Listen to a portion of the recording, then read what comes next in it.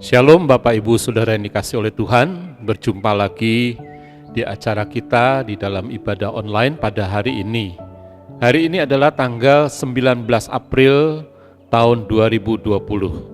Mari kita akan bersama-sama belajar kembali dari firman Tuhan, dan sebelum kita mendengar firman Tuhan, kita tundukkan kepala berdoa.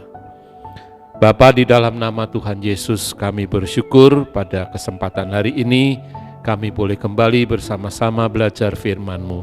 Terima kasih untuk kebangkitan Kristus yang memotivasi kami, yang mendasari kami, yang membuat kami Tuhan memiliki suatu pengharapan yang luar biasa di dalam Tuhan. Dan setiap kami yang mendengar firman-Mu, Roh Kudus akan tolong kami supaya kami dapat mengerti dengan pikiran kami dan menerima dengan hati kami. Dan kami diubahkan semakin hari semakin seperti Yesus. Terima kasih Tuhan, berkati setiap keluarga yang mendengarkan firman Tuhan pada hari ini di dalam nama Tuhan Yesus. Semua kita yang siap mendengar firman Tuhan berkata, amin. Amin. Mari Bapak Ibu yang dikasihi oleh Tuhan, sebelum kita bersama-sama membahas firman Tuhan, kita berdiri bersama-sama dan mengangkat Alkitab kita, bersama-sama dengan saya mengatakan, 1, 2, 3, ini Alkitabku, aku adalah seperti yang dikatakannya, aku memiliki apa yang dikatakannya, aku sanggup melakukan apapun yang dikatakannya. Hari ini aku akan diajarkan firman Tuhan, aku mengaku dengan yakin bahwa hatiku siap dan pikiranku menerima. Aku tidak akan pernah menjadi sama lagi. Aku adalah gereja yang hidup dan berbuah di dalam nama Tuhan Yesus Kristus. Amin. Mari silakan duduk kembali, kita akan bersama-sama melihat tema kita pada hari ini yang berkenaan dengan kebangkitan Yesus Kristus. Yaitu saya memberi tema hari ini adalah pengaruh dari kebangkitan Yesus Kristus. Kita akan membaca di dalam Injil Matius pasal yang ke-16 ayat yang ke-21. Matius 16 ayat yang ke-21. Saya bacakan, sejak waktu itu Yesus mulai menyatakan kepada murid-muridnya bahwa ia harus pergi ke Yerusalem dan menanggung banyak penderitaan dari pihak tua-tua, imam-imam kepala, dan ahli-ahli Taurat, lalu dibunuh dan dibangkitkan pada hari yang ketiga. Amin. Nah, Bapak Ibu yang dikasihi oleh Tuhan, ayat ini menunjukkan kepada kita bahwa peristiwa kematian dan kebangkitan Yesus adalah suatu peristiwa yang sudah dinubuatkan oleh Yesus sendiri. Selain oleh para nabi pada zaman dulu, tapi Yesus secara pribadi memberitahu kepada murid-murid bahwa dia akan menderita di salib. Tapi pada hari yang ketiga, dia akan bangkit kembali. Mari kita melihat tujuan pembahasan kita, yaitu untuk mengajarkan bahwa kebangkitan Kristus telah membawa dampak yang luar biasa bagi para murid dan juga bagi kita. Jadi saudara, Alkitab memberitahukan kepada kita, kalau Kristus tidak dibangkitkan, maka sia-sialah iman kita, maka sia-sialah kepercayaan kita. Apa gunanya kita menjadi pengikut Yesus kalau Yesus mati dan tidak dibangkitkan? Itulah sebabnya pada hari ini kita akan melihat dampak atau pengaruh dari kebangkitan Yesus Kristus, ya. Jadi untuk mengajarkan kepada kita ada pengaruh yang luar biasa bagi murid-murid pada saat itu dan juga bagi kita pada saat ini. Mari kita akan melihat di dalam pembahasan firman Tuhan. Jadi melalui ayat tadi yang kita baca dari Matius 16 ayat 21 menyatakan kepada kita bahwa jauh hari sebelum Yesus disalibkan, Yesus sudah memberitahu kepada murid-muridnya. Dia memberitahukan bahwa ia akan mati, tapi pada hari yang ketiga dia akan bangkit kembali. Nah, pembahasan kita akan kita bagi menjadi 3 bagian pada tema ini, tapi yang saya akan terangkan, yang saya akan bahas hanya 2 bagian saja dari 3 bagian, nanti bagian yang ketiga saya akan bahas pada minggu yang akan datang. Kita akan melihat 2 bagian penting, ya, yaitu bagian yang pertama adalah berapa kali Yesus memberitakan akan kematian dan kebangkitannya. Yang kedua, apa sih pengaruhnya dari kebangkitan Yesus bagi para murid? Dan kemudian yang tidak kalah pentingnya adalah bagian yang ketiga, yaitu apa pengaruhnya kebangkitan Yesus bagi kita, bagi manusia, bagi kita, bagi generasi yang akan datang. Mari kita akan melihat saudara bagian yang pertama. Bagian yang pertama berbicara tentang sebuah pertanyaan. Berapa kali sih Yesus memberitahukan kepada murid-muridnya bahwa ia akan mati dan ia akan dibangkitkan? Nah, di dalam Alkitab, di dalam Injil Matius khususnya, Matius mencatat bahwa ada 4 kali Yesus memberitahukan kepada murid-muridnya bahwa dia harus mengalami yang namanya penderitaan yang diakhiri dengan kematian. Tapi selain kematian ada berita baiknya, yaitu apa? Dia akan mengalami kebangkitan pada hari yang ketiga. Jadi ada 4 kali, saudara. Ya, pertama dicatat di dalam Injil Matius pasal yang ke-16, ayat yang ke-21 sampai ayat yang ke-28. Tadi ayatnya sudah kita baca dari ayat 21 ya. Kemudian yang kedua dalam Injil Matius pasal yang ke-17, ayat 22 dan 23. Pemberitaan yang ketiga dicatat di dalam Injil Matius pasal yang ke-20 ayat 17 sampai 19. Dan pemberitaan yang keempat dicatat di dalam Matius pasal 26 ayat 1 dan ayat 2. Nah, sebelum kita membahas bagian-bagian ini, mari kita akan lihat bagaimana respon para murid pada waktu mereka mendengar firman Tuhan mengenai penderitaan Yesus ini. Di dalam Injil Lukas pasal yang ke-18 ayat yang ke-34, Lukas pasal yang ke-18 ayat yang ke-34, di situ ada diterangkan demikian ya firman Tuhan. Jadi ini perikop ini pemberitaan ketiga tentang penderitaan Yesus. Ditutup dengan ayat yang ke-34. Untuk lebih jelasnya saya bacakan dari ayat 31 sampai 34. Lalu Yesus memanggil ke-12 muridnya lalu berkata kepada mereka, sekarang kita pergi ke Yerusalem dan segala sesuatu yang ditulis oleh para nabi mengenai anak manusia akan digenapi. Sebab ia akan diserahkan kepada bangsa-bangsa yang tidak mengenal Allah, diolok-olokkan, dihina dan diludahi, dan mereka menyesah dan membunuh dia. Dan pada hari ketiga ia akan bangkit. Perhatikan ayat yang ke-20, ayat yang ke-34. Akan tetapi mereka sama sekali tidak mengerti semuanya itu. Arti perkataan itu tersembunyi bagi mereka dan mereka tidak tahu apa yang dimaksudkan. Nah, saudara-saudara, sampai 4 kali Tuhan Yesus memberitahukan bahwa aku akan pergi ke Yerusalem. Nanti aku akan ditangkap oleh para tua-tua, imam-imam kepala, dan mereka akan menganiaya, bahkan akan membunuh. Tapi pada hari yang ketiga, aku akan dibangkitkan. Tapi saudara, aneh sekali. Bahwa dikatakan di dalam ayat ini, Lukas 18 ayat 34, mereka tidak mengerti. Jadi apa yang disampaikan oleh Yesus ini, mereka tidak ngerti maksud Yesus. Apa sih maksudnya? Apakah ini hanya sekedar kiasan? Masa sih Mesias akan mati dengan cara yang demikian? Masa sih Mesias akan menderita sampai mati di atas kayu salib? Masa sih seperti itu? Nah, saudara-saudara, dan ada banyak pertanyaan yang berkecamuk di dalam hati mereka mengenai perkataan ini, yang pada intinya dikatakan oleh Injil Lukas, mereka tidak ngerti apa yang dimaksudkan. Nah, mari saudara, kita akan melihat sekarang di dalam Injil Matius pasal yang ke-16, ayat 21 sampai ayat yang ke-28.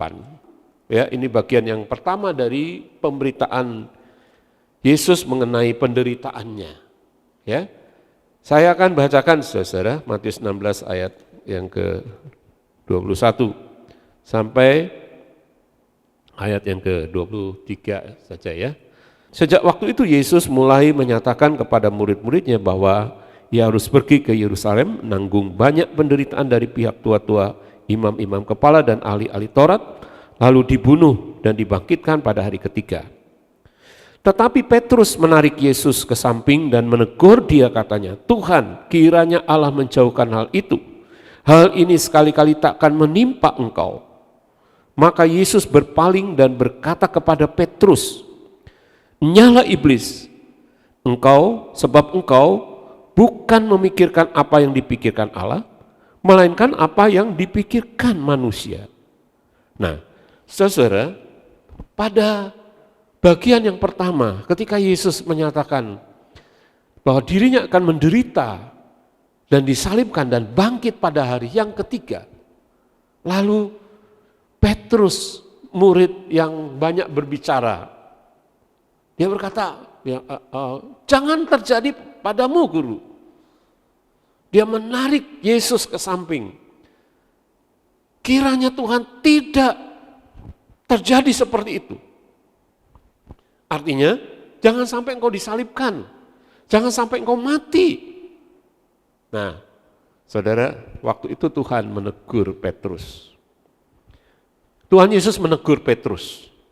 Tuhan berkata, "Nyala iblis, engkau suatu batu sandungan bagiku, sebab engkau bukan memikirkan apa yang dipikirkan Allah, melainkan apa yang dipikirkan manusia."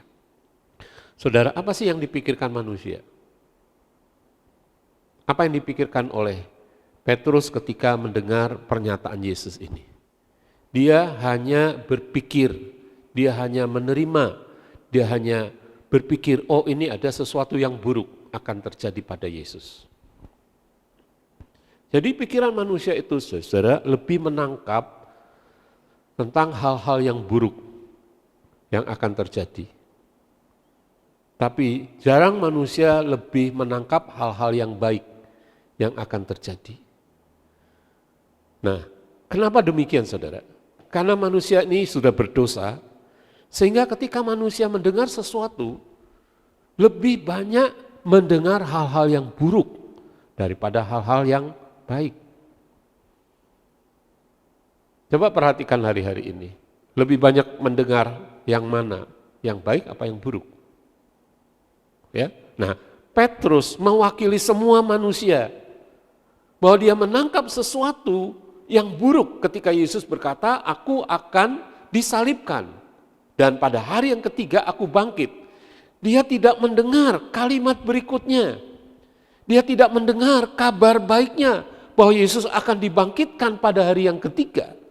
Tapi yang dia tangkap adalah kabar buruknya bahwa Yesus akan disalibkan. Walaupun sebetulnya bahwa Yesus disalibkan itu juga sebetulnya adalah kabar baik bagi kita. Karena melalui penyaliban Yesus itulah dosa kita diampuni oleh Tuhan. Tapi hari itu Petrus berkata kepada guru, kiranya hal itu jangan terjadi. Dan Tuhan menegur Petrus bahkan dengan kata-kata yang keras. "Nyala engkau iblis, sebab engkau memikirkan bukan apa yang dipikirkan oleh Allah, tapi engkau memikirkan apa yang dipikirkan oleh manusia." Yaitu tadi hal-hal yang buruk yang dipikirkan oleh manusia. Makanya saudara-saudara, hari-hari ini ketika mungkin kita melihat situasi yang kelihatannya buruk, ya, tapi saya percaya di tengah-tengah situasi seperti ini ada kebaikan-kebaikan Tuhan yang masih bisa kita alami. Ada hal-hal yang baik yang masih kita bisa harapkan. Percayalah kepada Tuhan bahwa di tengah situasi seperti apapun juga kita percaya kepada firman Tuhan. Ingat cerita tentang Yusuf ketika dia diperlakukan tidak adil oleh saudara-saudaranya. Dan pada akhirnya ketika saudara-saudaranya mengakui bahwa mereka sudah berdosa kepada Yusuf, mereka minta ampun kepada Yusuf. Apa yang dikatakan oleh Yusuf? Yusuf berkata, memang engkau mereka-rekakan yang jahat, tetapi Allah membalikkan, tetapi Allah mereka-rekakan untuk kebaikan. Saudara, siapa yang sedang merekarka kejahatan untuk kita, Allah bisa membalikannya menjadi kebaikan bagi kita. Karena itu jangan takut menghadapi apapun juga saudara, karena kita tahu bahwa Tuhan itu luar biasa, ya. Nah, kemudian Tuhan memberitahukan mengenai syarat-syarat mengikut kepada Yesus di dalam Matius pasal yang ke-16 ini. Yesus berkata bahwa setiap orang yang mengikut aku harus menyangkal dirinya dan memikul salibnya setiap hari. Menyangkal diri dan memikul salibnya setiap hari. Puji Tuhan. Ini bagian yang pertama, saudara. Ya, jadi kita melihat di sini, dan ketika Tuhan sudah bangkit dari kematian, dalam Lukas pasal yang ke-24 ayat 6 sampai ayat yang ke-8, saya bacakan ya. Ia tidak ada di sini, ia telah bangkit. Ingatlah apa yang dikatakannya kepada kamu ketika ia masih di Galilea, yaitu bahwa anak manusia harus diserahkan ke tangan orang-orang berdosa dan disalibkan dan akan bangkit pada hari yang ketiga. Maka teringatlah mereka akan perkataan Yesus ini. Jadi setelah Yesus bangkit dan mereka menengok ke kubur, kubur itu sudah terbuka. Dan malaikat Tuhan berkata kepada mereka, ia tidak ada di sini. Dia sudah bangkit, dia hidup. Mengapa kamu mencari yang hidup di antara yang mati? Dan ketika itu didengungkan kembali, maka dalam ayat yang ke-8 dikatakan, maka teringatlah mereka akan perkataan Yesus ini. Nah, jadi saudara, setelah Yesus dibangkitkan, mereka baru sadar akan apa yang dikatakan oleh Yesus. Mari Bapak Ibu yang dikasih oleh Tuhan, kita terus menerima firman Tuhan. Ya, nanti pada waktunya Tuhan akan mengingatkan dengan Roh Kudus tentang apa yang dikatakan oleh Tuhan kepada kita. Dan itu akan sangat berguna sekali. Puji nama Tuhan. Mari kita akan melihat saudaraku bagian yang kedua. Bagian yang kedua berbicara tentang apa sih pengaruhnya bagi para murid. Kebangkitan Yesus ini dampaknya apa bagi para murid? Oh, besar sekali.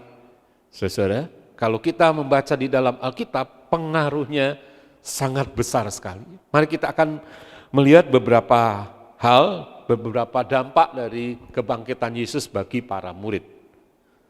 Yaitu bagian A, tertulis di dalam Injil Yohanes pasal yang ke-20, ayat yang ke-24 sampai ayat yang ke-29, Yohanes pasal yang ke-20, 24 sampai 29. Akan tetapi Thomas, seorang dari ke-12 murid itu yang disebut Didimus, tidak ada bersama-sama mereka ketika Yesus datang ke situ. Maka kata murid-murid yang lain itu kepadanya, kami telah melihat Tuhan. Tetapi Thomas berkata kepada mereka, sebelum aku melihat bekas paku pada tangannya, dan sebelum aku mencucukkan jariku ke dalam bekas paku itu, dan mencucukkan tanganku ke dalam lambungnya, sekali-kali aku tidak akan percaya. 8 hari kemudian, murid-murid Yesus berada kembali dalam rumah itu, dan Thomas bersama-sama dengan mereka. Sementara itu pintu-pintu terkunci, Yesus datang, dan ia berdiri di tengah-tengah mereka dan berkata, damai sejahtera bagi kamu. Kemudian ia berkata kepada Thomas, taruhlah jarimu di sini, dan lihatlah tanganku, ulurkanlah tanganmu dan cucukkanlah ke dalam lambungku, dan jangan engkau tidak percaya lagi, melainkan percayalah. Thomas menjawab dia, ya Tuhanku, ya Allahku. Kata Yesus kepadanya, karena engkau telah melihat aku, maka engkau percaya. Berbahagialah mereka yang tidak melihat, namun percaya. Saudara-saudara dikasih oleh Tuhan, ketika Yesus bangkit, Yesus menampakkan diri kepada murid-muridnya di satu ruangan yang tertutup. Pada waktu itu Thomas tidak ada di antara mereka. Nah, ketika 8 hari kemudian dikatakan, mereka berkumpul lagi dan kali ini Thomas ada bersama-sama dengan mereka. Murid-murid yang lain saling bersaksi bahwa Yesus hadir, Yesus hidup, Yesus telah menampakkan diri kepada kami. Apa yang dikatakan oleh Thomas? Thomas berkata, aku enggak percaya.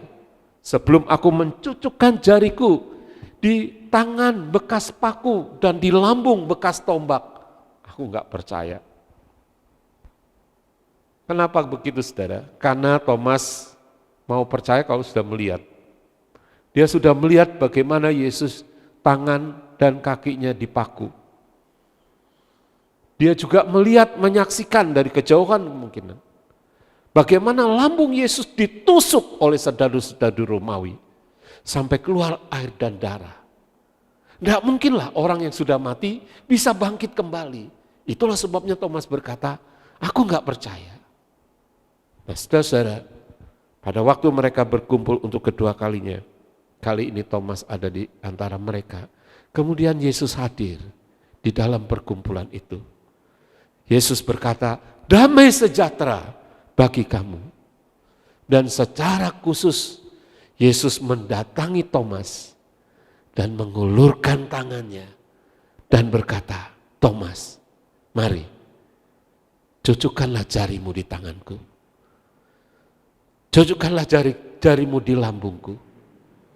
Saudara, saat itu Thomas tidak sempat untuk mencucukkan jarinya ke tangan Yesus dan lambung Yesus. Dia tersungkur di depan Yesus dan berkata, ya Tuhanku, ya Allahku. Saudaraku, jadi dampak yang pertama, ya dalam bagian yang kedua ini, dampak yang pertama adalah kebangkitan Kristus menjadi dasar dari pengakuan, meneguhkan kembali pengakuan mereka bahwa Yesus adalah Tuhan dan Allah yang hebat, yang telah mengalahkan kematian. Nah, karena itu saudara dikasih oleh Tuhan, Yesus berkata kepada Thomas, karena engkau telah melihat aku, maka engkau percaya. Berbahagialah mereka yang tidak melihat, namun percaya. Hari ini mungkin kita secara jasmani tidak melihat Yesus. Tapi apa-apa yang dituliskan di dalam firman Tuhan ini adalah ya dan amin. Apa yang dituliskan di dalam Alkitab adalah benar. Dan kalau kita percaya kepadanya, saudara, kepada Yesus yang telah mati, menebus dosa kita, dan bangkit untuk membenarkan kita, dan kita mengakui dia sebagai Tuhan dan Allah kita, maka kita akan menjadi bagian dari orang-orang yang berbahagia. Kita melihat dampak yang kedua. Dampak yang kedua tertulis di dalam Injil Yohanes pasal yang ke-21, ayat yang ke-1 sampai ayat 19.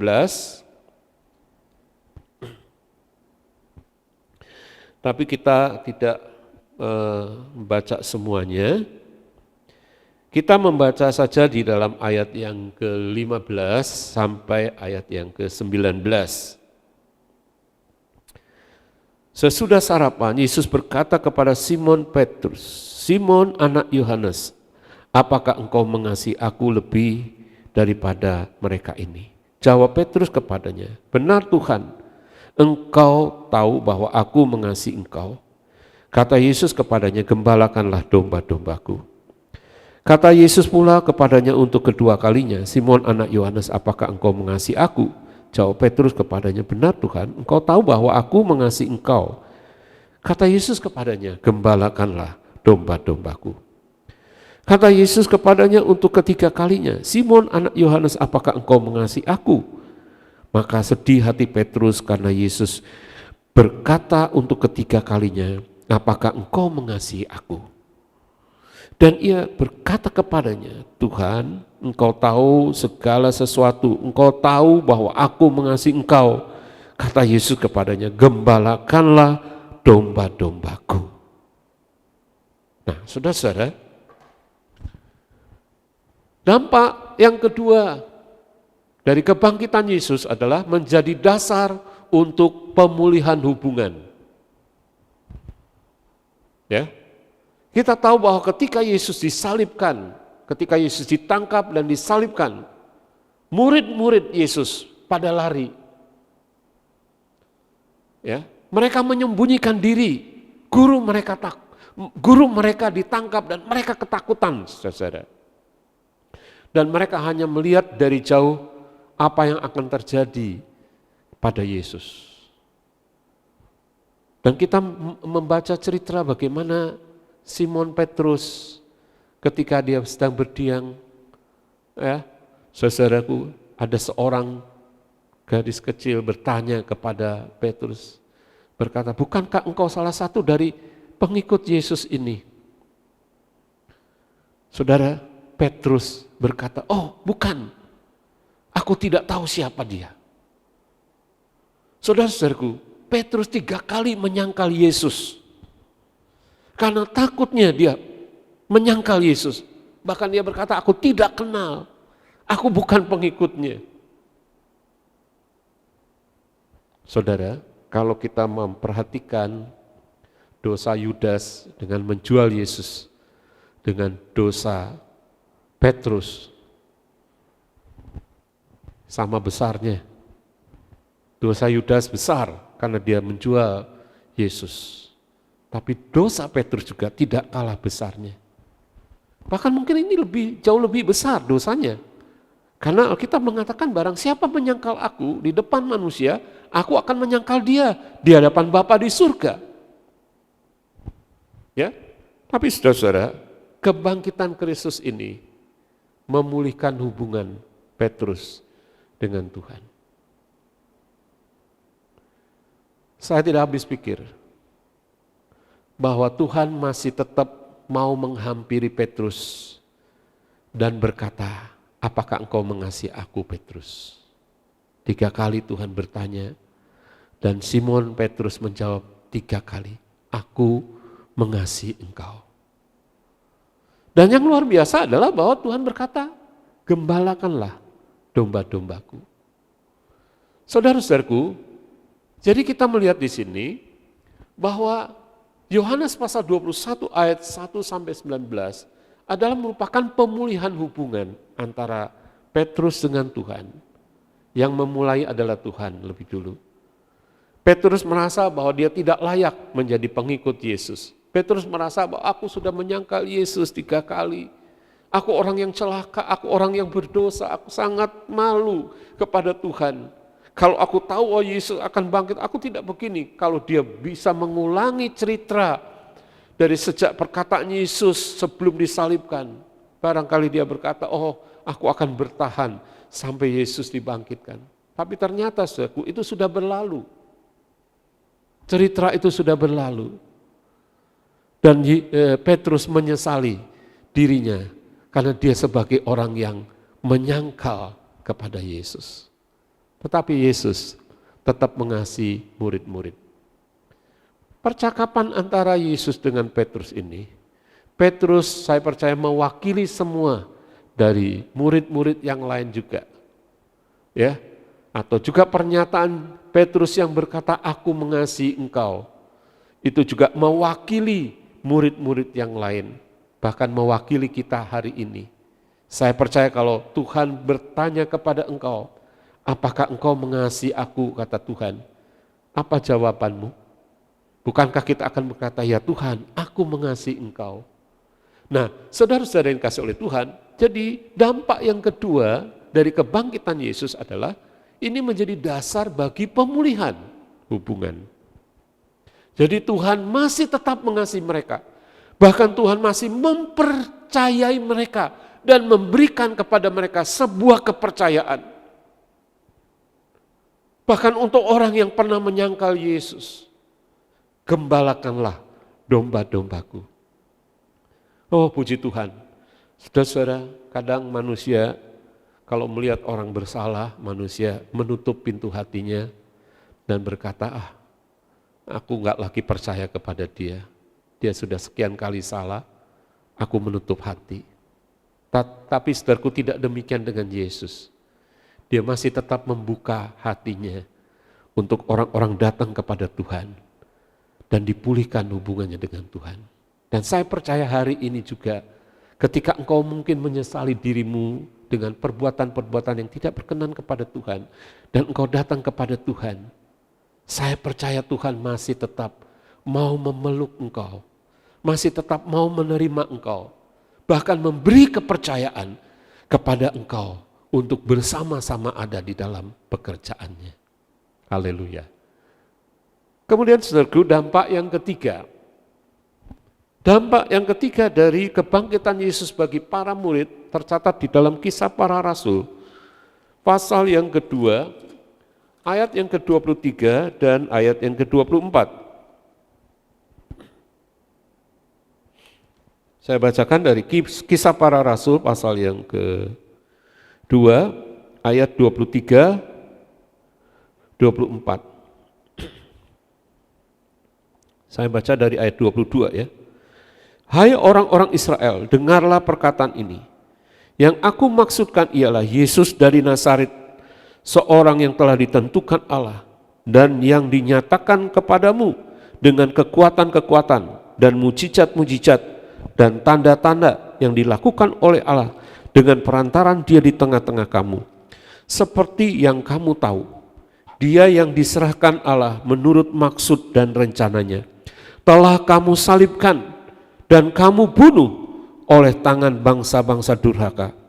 Tetapi Allah membangkitkan Dia dengan melepaskan Dia dari sengsara maut, karena tidak mungkin Ia tetap berada dalam kuasa maut itu. Kisah Rasul pasal yang kedua berbicara tentang khotbah Petrus di loteng Yerusalem yang diceritakan ada 3.000 jiwa pada hari itu bertobat setelah mendengar perkataan Yesus. Apa yang dikatakan oleh Petrus? Di akhir dari khotbahnya dia berkata, Yesus yang kamu salibkan, yang kamu bunuh, kamu salibkan, tetapi yang telah dibangkitkan pada hari yang ketiga. Saudara-saudaraku, jadi dampak bagi para murid, dampak yang ketiga daripada para murid dengan kebangkitan Yesus ini, yaitu menjadi dasar untuk memberitakan kabar baik. Bahwa Kristus mati untuk dosa-dosa kita, dan Kristus bangkit untuk membenarkan kita. Saudara-saudara yang dikasih Tuhan, perkataan ini diulangi di dalam Kisah Para Rasul, pasal yang ketiga 36, pasal yang kelima ayat 30, pasal yang keempat ayat yang ke-10, merupakan suatu tema di dalam khotbah para murid. Temanya apa? Kristus telah mati untuk menebus dosa. Kristus telah dibangkitkan, hidup kembali untuk membenarkan kita, untuk menerima kita. Saudara-saudara yang dikasih Tuhan, ini tema yang diajarkan atau yang diberitakan oleh para murid di tengah-tengah bangsa Israel.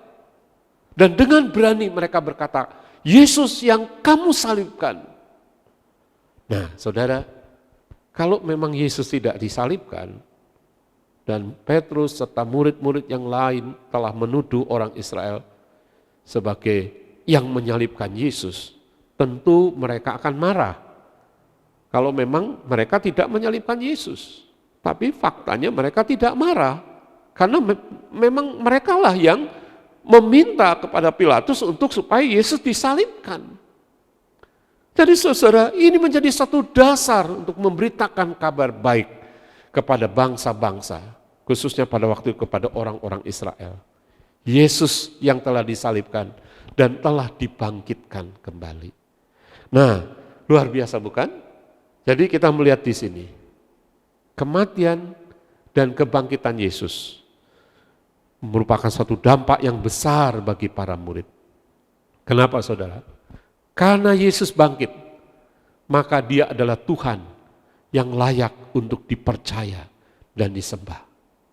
Kalau Yesus mati dan Dia terus mati dan sampai sekarang mati, tidak bangkit kembali, maka Dia tidak layak untuk dipercaya. Karena Dia bangkit, maka Dia layak untuk dipercaya disembah. Karena Dia bangkit, maka Dia sanggup memulihkan hati para murid. Dan karena Dia bangkit, maka murid-murid berani memberitakan bahwa Yesus telah mati, dikubur, dan bangkit dari kematian. Puji nama Tuhan. Kiranya Tuhan akan menolong kita supaya kita juga mengalami suatu dampak dari kebangkitan Yesus ini. Dia adalah Tuhan, seperti yang dikatakan oleh Rasul Paulus. Kematiannya menunjukkan bahwa dia adalah dari keturunan Daud, tapi kebangkitannya menunjukkan bahwa dia adalah Allah yang berkuasa. Amin. Mari kita baca penutupnya, 1 Korintus 15 ayat 20. 1 Korintus 15 ayat 20. 1, 2, 3. Tetapi yang benar ialah bahwa Kristus telah dibangkitkan dari antara orang mati sebagai yang sulung dari antara orang-orang yang telah meninggal. Amin. Tuhan memberkati kita.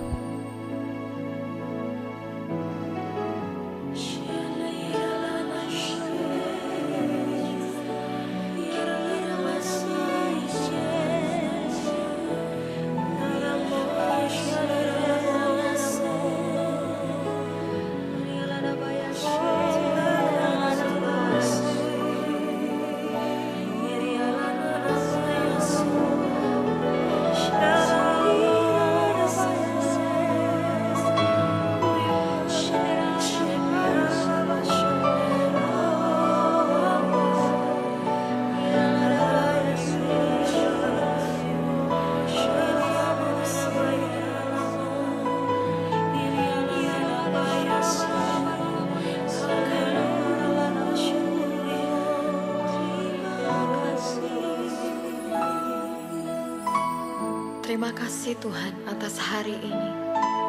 Kami rindu membawa pujian kami kepadamu.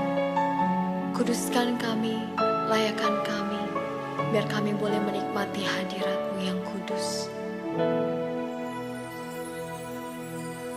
Pujian dan syukurku ku bawa padamu.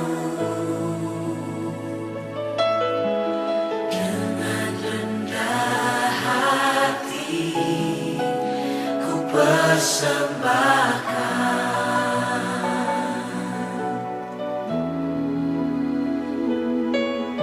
Sadar bila ku ada hanya karena anugerah, bukan karena kekuatanku.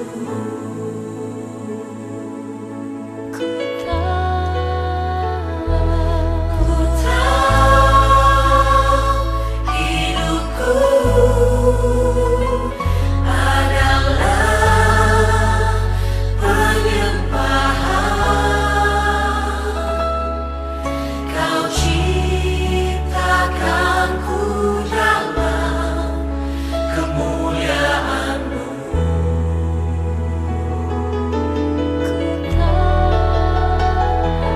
Ku tahu hidupku berharga di mata-Mu. Segenap hidupku persembahkan.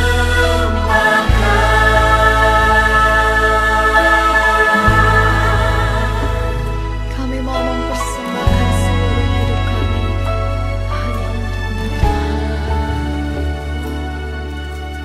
Pujian dan syukur ku bawa padamu.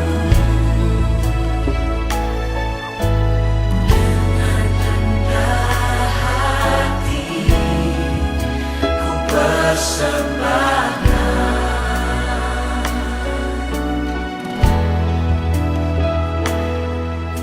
Sadar bila ku ada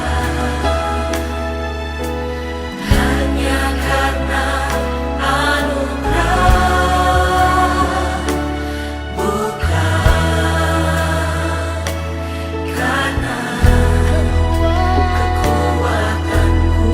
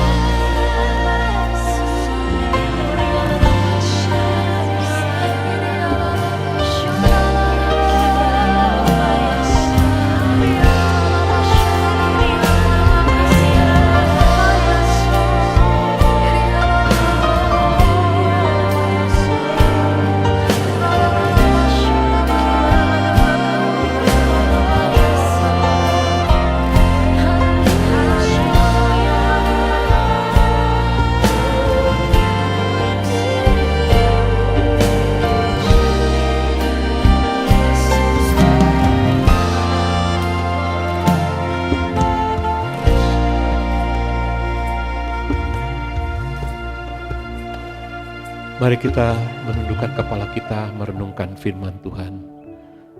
Untuk beberapa saat kita berdoa kepada Tuhan. Haleluya. Haleluya. Kita berdoa.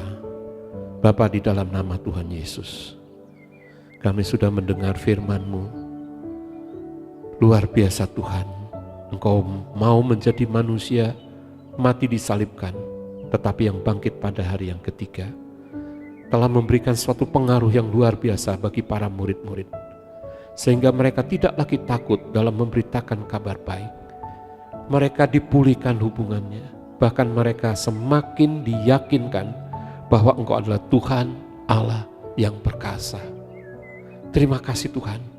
Dan sekarang kami berdoa untuk setiap kami, keluarga demi keluarga, dimanapun kami berada.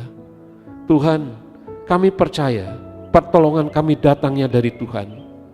Engkaulah yang menjadi penolong kami, Engkau yang menjadi pelindung kami. Karena itu Tuhan, kami tidak perlu khawatir, tidak perlu takut terhadap apapun juga. Tuhan akan teguhkan setiap hati kami. Berikan keyakinan kepada setiap kami bahwa Engkau tetap menjadi Tuhan dan Allah kami apapun yang terjadi. Terima kasih Tuhan, karena itu berkati setiap keluarga, suami, istri, ayah, ibu, anak-anak. Tuhan berkati dengan kesehatan. Hindarkan kami Tuhan dari virus yang sangat berbahaya ini, yaitu virus corona. Tutup bungkus kami dengan kuasa darah Yesus. Lindungi Tuhan, jemaat Tuhan yang karena sesuatu hal mereka harus tetap melakukan pekerjaan dan keluar dari rumah. Tuhan, lindungi setiap anak-anak kami, lindungi setiap pekerjaan kami, lindungi Tuhan setiap usaha kami. Dan Engkau ambil alih Tuhan, Engkau pegang tangan kami Tuhan, Engkau juga Tuhan pegang setiap usaha kami, dan Engkau yang memberkati setiap usaha kami. Terima kasih Tuhan, terpujilah nama-Mu kekal selama-lamanya. Di dalam nama Tuhan Yesus Kristus, kami mengucap syukur dan berdoa, dan semua kita yang percaya dan mengasihi Tuhan berkata, amin. Amin. Bapak Ibu yang dikasihi oleh Tuhan, kita bisa memberikan persembahan kita, dan seperti biasa masukkan ke dalam amplop-amplop keluarga kita, kemudian bisa diserahkan kepada PKS atau juga nanti pada kesempatan yang akan datang bisa diserahkan di gereja. Bagi Bapak Ibu yang ingin memberikan persembahan lewat account bank, bisa mentransfernya, dan kemudian jangan lupa memberi berita untuk setiap transfer yang Bapak Ibu sampaikan ya. Apakah ini persembahan mingguan, persembahan persepuluhan, persembahan pembangunan, atau persembahan musik. Silahkan Bapak Ibu memberikan berita ya. Selain itu Bapak Ibu, kami percaya kita semua sudah merasa kangen untuk beribadah bersama-sama di gereja. Tapi sampai hari ini kita belum tahu sampai kapan kita harus beribadah di rumah kita masing-masing. Tapi yang ingin saya sampaikan bahwa tetaplah tenang dimanapun Bapak Ibu berada. Saya percaya kasih karunia Tuhan tetap menyertai kita. Amin ya.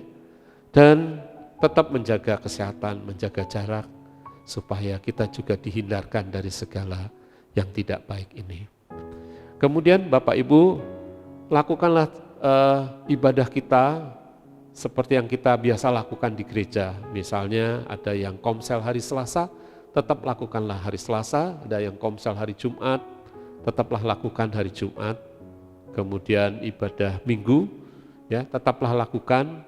Ajaklah anak-anak kita, dan bagi Bapak Ibu yang punya sarana lebih lagi, ya bisa Bapak Ibu membawa anak-anak untuk ibadah melalui Superbook online juga ya. Nanti segala sesuatunya kita persiapkan melalui PKS supaya Bapak Ibu tidak kesulitan untuk ibadah online ya.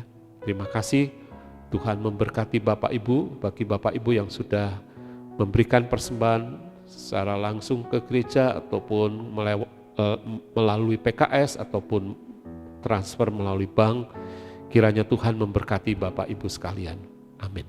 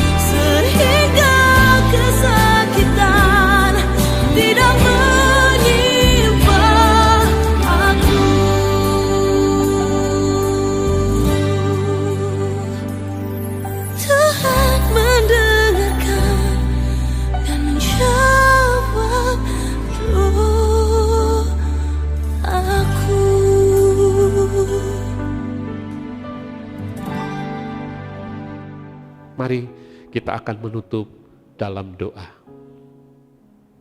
Kita berdiri bersama-sama. Diberkatilah engkau pada waktu masuk dan diberkatilah engkau pada waktu keluar. Dan Tuhan memerintahkan berkat di dalam lumbungmu dan di dalam segala usahamu. Tuhanlah yang telah menetapkan kita untuk menjadi umatnya yang kudus. Dan Tuhan melimpahi kita dengan segala kebaikan.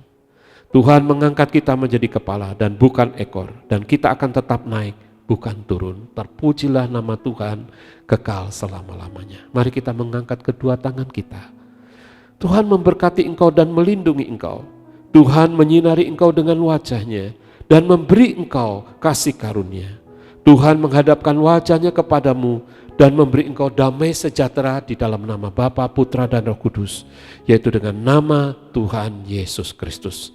Semua kita yang percaya dan mengasihi Tuhan sama-sama katakan amin.